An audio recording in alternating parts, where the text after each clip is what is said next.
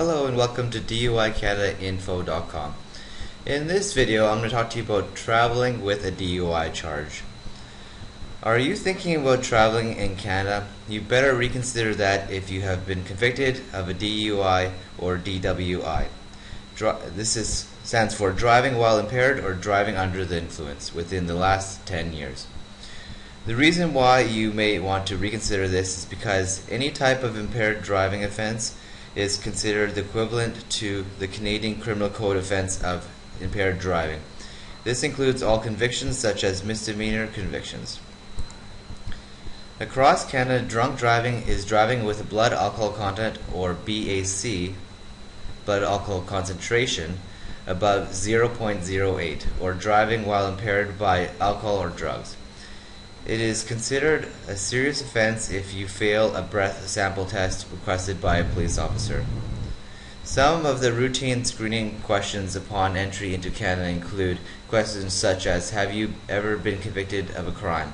If you have been convicted of drunk driving, this is a crime, even if there was no collision involved. Because of this, you can be denied entrance into Canada.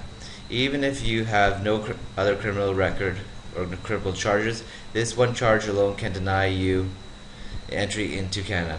So think carefully and do not lie about your convictions, even if you think they are trivial convictions, especially if you are trying to come to Canada from the United States. The reason why this is because since post 9/11, security measures have been increased between Canada and the US. This means that border agents could already have access to your criminal records by swiping your ID.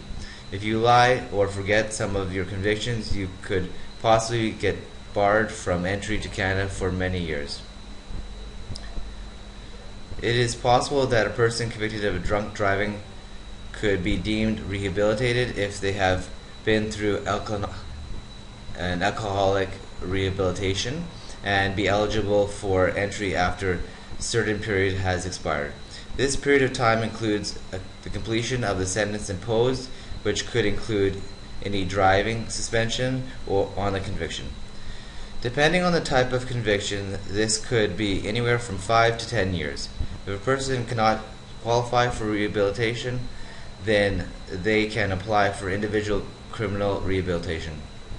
A person may not apply for criminal rehabilitation for 5 years following the original conviction. After the 5-year period, assuming they have not been charged for an additional charge, they can apply for criminal rehabilitation.